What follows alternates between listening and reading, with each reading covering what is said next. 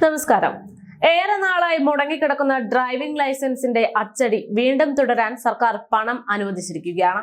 3 മാസത്തിലേറെയായി തടസ്സപ്പെട്ട driving licence അച്ചടി പ്രതിസന്ധി മറികടക്കാൻ വേണ്ടി കുടിശ്ശിക തുകയായിട്ടുള്ള 15 കോടി രൂപ അനുവദിക്കാനാണ് മന്ത്രിസഭാ തീരുമാനം എന്നതാണ് റിപ്പോർട്ട്.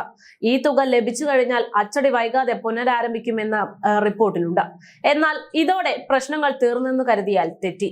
സാമ്പത്തിക പ്രതിസന്ധിയുടെ പേരിൽ മാസങ്ങളോളം ലൈസൻസ് അച്ചടി നിർത്തിവെച്ചിട്ട് ഇപ്പോൾ അതിന്റെ പേരിലുള്ള പ്രശ്നങ്ങളെല്ലാം മാറ്റാൻ സർക്കാർ ഫണ്ട് അനുവദിച്ചിരിക്കുന്നത് സർക്കാരിന്റെ ഒരു ഹീറോയിസം കാട്ടാനാണ് എന്നതാണ് പ്രധാനപ്പെട്ട കാര്യം. തെരഞ്ഞെടുപ്പ് പ്രചരണത്തിന് ഈ തീരുമാനം ഒരു മുതൽക്കൂട്ടാകും എന്നതുകൊണ്ടാണ് സർക്കാർ ഇത്തരത്തിലൊരു തീരുമാനം ഇപ്പോഴെടുക്കാനുള്ള ഒന്നായി മാറിയിരിക്കുന്നത്. അത് മാത്രവുമല്ല, ഇനിയുമുണ്ട് ഈ തീരുമാനത്തിലൂടെ സർക്കാരിന് ലാഭം വേറെ. ഒരു തരത്തിൽ പറയുകയാണെങ്കിൽ ഡ്രൈവിംഗ് ലൈസൻസ് അച്ചടിക്കുന്നതിലൂടെ സംസ്ഥാന സർക്കാരിന് മാത്രമാണ് ലാഭം എന്നതാണ് വാസ്തവം. സംസ്ഥാന സർക്കാരിന്റെ പക്ക ബിസിനസ്സാണ് ഡ്രൈവിംഗ് ലൈസൻസ് അച്ചടിയിലൂടെ നാം ഇന്ന് കാണുന്നത്. ഡിജിറ്റൽ കോപ്പികൾ സ്വീകരിക്കുന്നതിന് ചട്ട ഭേദഗതി വരുത്തിയാൽ അച്ചടിക്കുന്ന പ്രശ്നം പരിഹരിക്കാൻ സാധിക്കും. എന്നാൽ ലൈസൻസോ RCയോ അച്ചടിച്ച് നൽകുന്നതായിരിക്കും സർക്കാരിന് ലാഭമെന്ന് സർക്കാർ മനസ്സിലാക്കുന്നു. 60 രൂപയ്ക്ക് അച്ചടിക്കുന്ന കാർഡിന് 200 രൂപയോളമാണ് സർക്കാർ ഈടാക്കുന്നത്. ദിവസം 30,000 കാർഡുകളെങ്കിലും വേണ്ടിവരും. ഇങ്ങനെയാണെങ്കിൽ ഇതിലൂടെ മാസം 60 ലക്ഷം രൂപ പൊതുഖജനാവിലേക്ക് എത്തും എന്ന് ചുരുക്കം.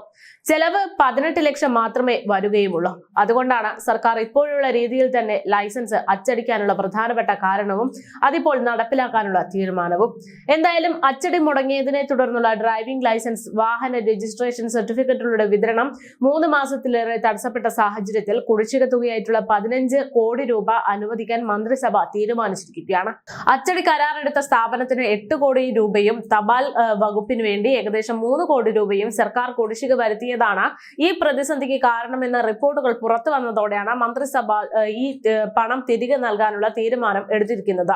ഈ തീരുമാനപ്രകാരം RCയും ഡ്രൈവിംഗ് ലൈസൻസും അച്ചടിച്ചതിന് ബാംഗ്ലൂരു ITI ലിമിറ്റഡ്സിന് നൽകാനുള്ള 8.66 കോടി രൂപയും CDETന് നൽകാനുള്ള 6.34 കോടി രൂപയും സർക്കാർ നൽകാൻ തീരുമാനിച്ചിരിക്കുകയാണ്.